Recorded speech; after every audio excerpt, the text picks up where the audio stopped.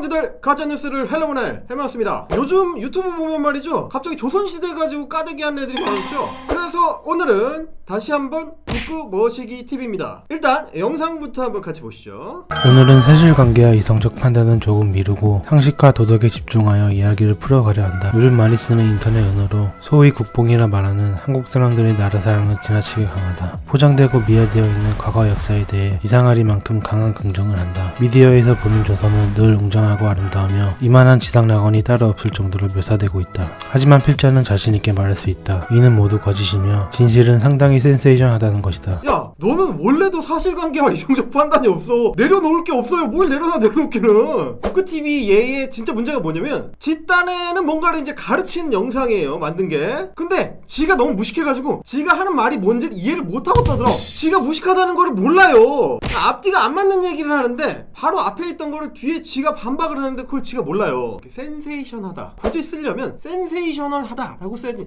센세이션하다가 뭐냐? 센세이션하다가, 센세이션은 뭐 명사야, 명사. 그리고 인마 한국 사람들 누가 조선시대를 국뽕으로 빨아?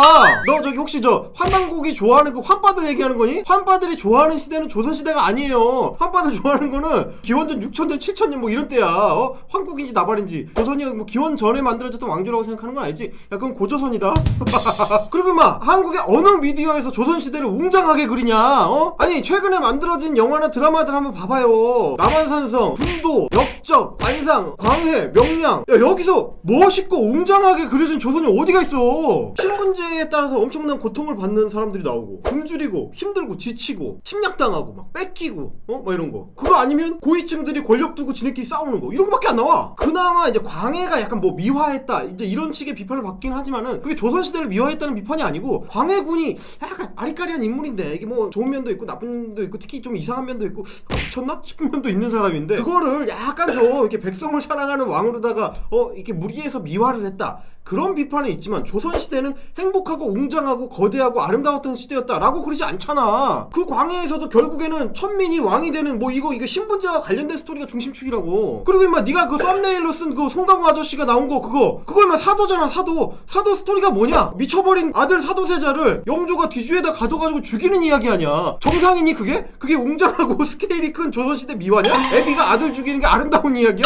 여러분, 게다가 제가 영상 만드는 게 코미디인 게 뭐냐면, 이 새끼가 자료랍시고 인용하는 사진들 있죠? 다 엉터리 방터리야. 여기 요 장면 보시죠. 요 장면, 이게 얘가 뭐라고 했습니까? 조선 미화가 어쩌고 저쩌고 했죠, 요거. 근데 좀 이상하지 않아요, 저거? 한복도 좀 모양이 좀 이상하고. 저게 조선인가? 여러분 그러죠? 저도 그래서 이상해가지고 좀 찾아봤습니다. 제가 나오는 배우들이 뭐 한채영씨, 뭐 강혜정씨, 뭐 허이제씨 이런 사람들이야. 그래서 키워드 검색을 해봤어요. 한채영, 뭐 허이제, 강혜정 이렇게 검색을 해봤더니 무슨 영화냐면 요겁니다. 요거 여러분, 걸프렌즈라는 현대극. 이게 뭐냐면 2009년에 현대 젊은 여성들의 연애와 일과 사랑에 대한 그걸 그린 영화고, 그 영화 안에서 패러디를 잠깐 하는 장면이 있어요. 근데 뭐에 대한 패러디냐? 조선시대가 아닙니다. 드라마 선덕여왕 패러디예요. 선덕여왕 드라마만 해도 그 당시에 복색 너무 퓨전으로 해가지고 저거 너무 이상하다. 저거 말이 안 된다. 고증이 개판이다. 이 욕을 먹었던 드라마인데 그걸 가져다가 조선시대 미화라고 써먹으면 어찌 이 새끼야. 아이고 이 새끼야, 영상을 그딴 식으로 만들어가지고 막 어디서 지금 조회수를 빨아먹으려고 그냥. 성격을 사용하고 싶을 때 그래서 이렇게 말해야 된다 하더라고요. 영철이네 학급에서는 친구들 간에 자주 일어나는 분노 행동을 세 가지 정해놓고 다음과 같이 표현하기로 규칙을 정했다. 신체적인 폭력을 쓰고 싶을 때 에헤라디야, 언어폭력을 사용하고 싶을 때 삐리리, 억울하고 분한 마음이 들 때 울랄라. 자, 저 삐리리가 이 지랄을 해놓고, 이 삐리리를 해놓고 조선시대 문화공작이라고 합니다. 지가 뭔 소리 하는지는 알까 저거? 이런 애들 문제가 뭐냐면 공부를 안 해요. 책을 안 읽어 애들이. 그래서 저런 애들이 사는 세계가 뭐냐면 뭐 웹툰이나 드라마나 영화나 뭐 이런 대중매체가 지가 아는 세계의 전부야. 근데 아시다시피 대중미디어라는 건 말이죠, 속성상 원래 가공을 하게 돼 있어요. 누가 어떻게 그걸 그대로 보여줍니까? 조선왕조실록을 그대로 옮겨가지고 영화를 만들면 그걸 누가 보겠어? 이 작품 주제나 스타일에 따라서 이제 고증 따위는 엿을 매기고 재밌는 드라마적 완결성만 갖고 있으면 된다 이거예요. 네 말대로 미디어에 비춰지는 모습을 사람들이 믿는다 그러면 드라마 킹덤 보고 사람들이 좀비가 창궐해가지고 난리 난 걸로 생각해야 되냐? 근데 안타깝게도 너 말고 다른 사람들은 다 구분을 하고 있어요. 이거 다 영화잖아. 당연한 거 아니야. 네 식으로 하면 임마 부부의 세계 보고 말이야 배우 박해준 씨 지나가는 뒤에서 돈 던지는 거야. 이태호 이 나쁜 새끼야 이러면서 돈 던지는 거야 네가. 그니까 역사 문제에 대해서 좀 제대로 공부를 하고 싶으면 이승만 학당 TV나 유튜브나 나무위키 이런 것만 보지 말고 책을 봐. 이영우 교수 같은 것만 보고 말이야 나는 니들이 모르는 진짜 역사를 알고 있지 후후후 이 지랄 하면 안 된다고. 오학령 교수라든지 우범재 교수라든지 이런 양반들이 대중서 좋은 거 많이 냈어요. 그런 책을 좀 찾아보세요. 국사교과서 자, 그러면 우리 부끄부끄가 던지는 센세이셔널한 사실이라는 건 도대체 뭘까요? 우리가 알면 깜짝 놀라 자빠질 만한 진실은 무엇일까? 여러분도 정말 깜짝 놀라실 겁니다. 저 새끼의 무식함에. 한번 보시죠. 조선의 왕들에겐 한 가지 공통점이 있다. 모두 이시성을 가진 전라도 전주 이씨 왕들인 것이다. 필자가 이렇게 이시성에 대한 너무나도 당연한 이야기를 하는 이유는 이것조차 많이 알려진 이야기가 아니라는 것이다. 실제 최근 각종 커뮤니티에서 이슈가 되는 등 이것이 인터넷 기사화까지 되었으며 많은 사람들이 인지하지 못하고 있는 부분이다. 뭐라고? 잘 못 들었는데 뭐라고? 조선 왕들이 전부 전주 이씨라고? 세상에 이럴 수가 야 엄청나다 엄청나. 그렇지 여러분 혹시 아셨어요? 저는 너무 깜짝 놀라버렸어요. 옛날에 프랑스 부르봉 왕조는 다 성씨가 부르봉이었다는 걸 아시나요? 영국 윈저 왕조는 다 성이 윈저였다는 걸 아시나요? 이거랑 똑같은 거야 이 새끼야. 야 너만 빼고 다 알아. 저 우리 어렸을 때 읽은 역사 만화만 봐도 다 알아요. 도대체 뭔 개소리라는 거야 저게. 아니 애초에 조선 왕조를 전주 이씨 이성계가 세웠잖아. 그거 나서 쭉 이어졌잖아. 그러면 전주 이씨겠지 다 왕가가. 안동 김씨겠냐? 풍양 조씨겠냐? 목 위에 달려있는 거 언제 쓰려고 그래 도대체. 이제는 좀 써야 되지 않겠니 너도? 그리고 그 와중에 제 하는 말을 좀 들어봐요. 전라도? 전라도 전주 이씨? 나는 전주 이씨라는 성씨를 말하는데 그 앞에다가 전라도를 붙이는 새끼를 처음 봤다 진짜. 전주가 전라북도에 있었다는 것도 이번에 너 처음 한 거 아니야? 엄마한테 저기 전주 한옥마을에도 한번 데려가 달라 그래. 전라도가 도대체 이 타이밍에 왜 나오냐? 야 애초에 태조 이성계는커녕 전주 이씨 왕가의 그 왕들이 실제로는 전주랑 직접적인 관련이 없어요. 물론 본관이 전주긴 하지 본관이. 그러니까 뭐 이성계에서 위로 쭉 올라가다 보면 언젠가는 전주에 살았던 조상이 나올 수가 있어. 근데 그게 이씨 왕조랑은 상관이 없어요. 이성계가 어디 출신인지는 아냐? 고려 말에 동궁변 출신이야. 요즘으로 치면 함경도 출신이야. 너 드라마 좋아하니까 드라마 정도전이라도 좀 챙겨봐봐. 거기서 이동근 아저씨가 구수한 저 동궁변 사투리를 구사하신다고. 돼지 같은 주원자 이 갈라 새끼. 물론 이제 왕실의 본관이 전주니까 전주에다가 이제 태조 어진을 모셔놓은 그 사당이 있긴 해요. 거기에 이제 경기전이라는 걸 만들어가지고 재래도 올리고 했는데 그건 거기서 알아서 하는 거고. 근데 이제 함경도 영흥이라든지 평양이라든지 경주라든지 이런 어떤 각 지역의 중요한 포인트나 태조랑 인연이 있는 지역에는 다 태조 어진을 모셨어요. 전주만 그런 게 아니야. 애초에 전주 이씨라는 거 말고는 이씨 왕들하고 전라도가 아무 상관이 없어. 실제로 대부분의 왕들이 전라도 근처에 가본 적도 없어요. 제가 무슨 전라도 전주 이씨가 기사로 나왔다고 찾아봤는데 전라도 전주 이씨라고 나온 기사가 내가 찾아봤을 땐 없어. 도대체 어느 정신나간 기자가 굳이 그걸 기사로 쓰겠냐. 심각한 일배충이어가지고 이씨 조선 왕들은 말이야 7시 출신 홍어들이야 이기야 라고 기사를 쓰겠니?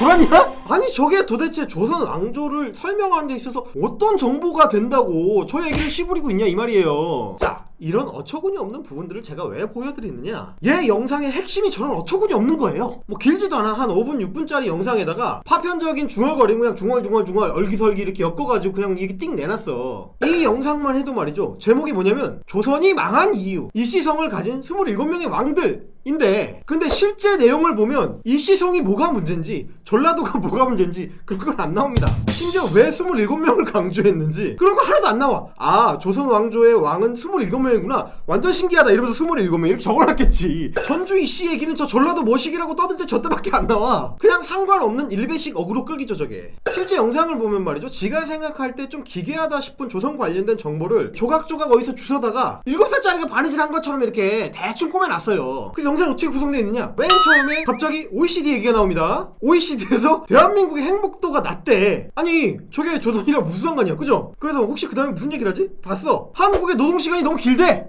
저건 또 무슨 소리야. 지금 제 심정이 그렇습니다 여러분. 근데 여러분 얘 말대로 이 불행한 대한민국의 그 원인이 뭔지 아십니까? 짜잔. 잘못된 역사 인식과 이념 때문에. 뭔 말이야 이게. 뭔 말이냐고. 노동시간이 길고 자살률이 높고 행복도가 낮은데 그게 역사 인식 때문이다? 아니 이게 정상적인 사고 과정을 거친 사람한테서 나올 수 있는 말입니까 이게? 그러더니 그 다음에는 뭐라 그러냐? 한국 사람들은 과거 역사를 이상하게 긍정적으로 본다. 자, 요렇게 조선을 미화하는 문화 공작이 있다. 문화 공작! 너 혹시 저 박근혜 때 그 저 문학의 블랙리스트라는 거 아니야? 그 들어본 적은 있지? 하여튼 그래서 그 조선시대를 미화하는 무시무시한 문화 공작의 정체가 뭐냐? 라고 얘가 뭐라고 하냐면 공통점이 있대요. 그거에 대해서 공통점이 뭐냐? 전부 전라도 전주 이씨야. 진짜 이렇게 연결된 거 맞아? 진짜로 이렇게 연결돼. 내가 그대로 캡처한 거야. 그대로. 이 전라도 전주 이씨 출신이 왕가를 형성했다는 걸 제대로 안 알려줬다. 정말 밑도 끝도 없어요. 이런 식으로 전주 이씨 얘기가 나온다니까. 그러니까 내가 정신이 멍해져요 안 멍해져요. 근데 여러분 이게 끝이 아닙니다. 전라도 이씨 27명의 왕 다음에 뭔 얘기가 나오느냐? 짜잔! 북한이 나옵니다. 여기 김씨 왕조잖아. 그렇지. 27명의 왕이 내려온 것처럼 악진 세습이다. 북한이다 이거야. 북한이다. 자, 요 연결고리 혹시 생각나시는 분들 계실지 모르겠는데 조선은 뭐다? 북한이다. 북한은 뭐다? 민주당이다. 어? 민주당은 뭐다? 헬머스다.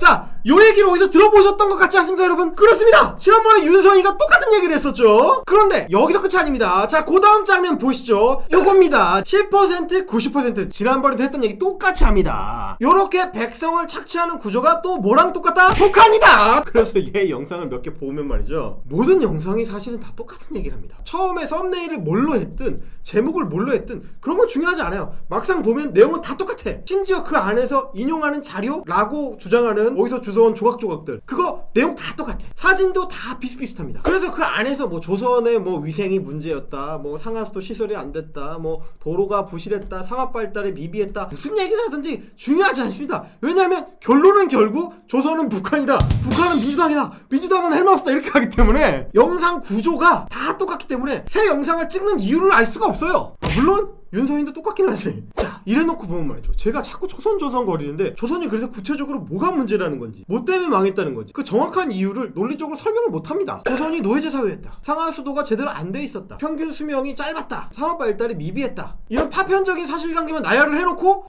나는 설명 다 했다, 이제 조선 왜 망했는지 알겠지? 이래버려. 뭘 어떻게 알아, 이게 다 조선 왕들 때문이야 라고 해버린단 말이죠. 아니 이게 설명이 됩니까? 조선시대에 있었던 어떤 문제적인 장면들을 잘라와가지고 조선이 이렇게 미개했다, 그러니까 조선은 망할만 했어. 일본이 뭐 망하게 만든 게 아니고 조선 원래 망해 있었어, 그러니까 우리를 지배해준 일본의 위대함을 받아들여라, 이런 주장하는 유튜브 뽕맞은 애들이 너무 많아요. 결론은 혐한 일뽕이다 이거야. 근데 조선이 패망한 이유가 조선 왕들 때문이었다? 조선이 패망한 이유가 상하수도가 없어서였다?